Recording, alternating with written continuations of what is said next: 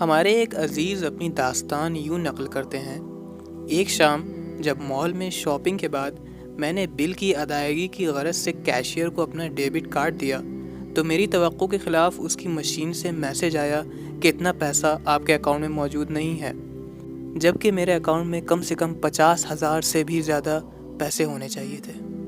میں نے کیشیئر سے ایک بار اور کوشش کرنے کی درخواست کی۔ اب اس بار مشین سے جواب آیا کہ آپ کا پاسورڈ غلط ہے۔ اب کیشیئر بھی پریشان ہو چکا تھا۔ اس نے کہا: صاحب، اگر آپ کے پاس نقد پیسے ہوں تو دے دیجئے۔ لگتا ہے آپ نے اپنے کارڈ کو کسی ایسی چیز کے ساتھ رکھ دیا تھا جس کی وجہ سے یہ خراب ہو گیا ہے۔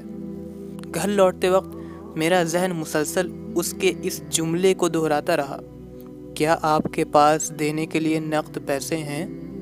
اے پروردگار، ہم نے بھی اپنے اعمال کے کارڈ میں عبادات، انفاق اور دوسروں کی رہائش گاہ جیسے بہت سے نیک اعمال اکٹھا کر رکھے ہیں جن سے ہماری امیدیں جڑی ہوئی ہیں۔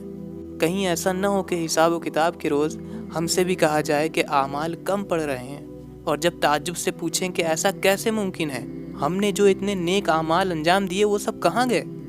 تو ہم کو جواب ملے: آپ نے اپنے اعمال کو ایسی چیزوں کے ساتھ رکھا تھا جن کی وجہ سے وہ پوری طرح حبط ہو گئے۔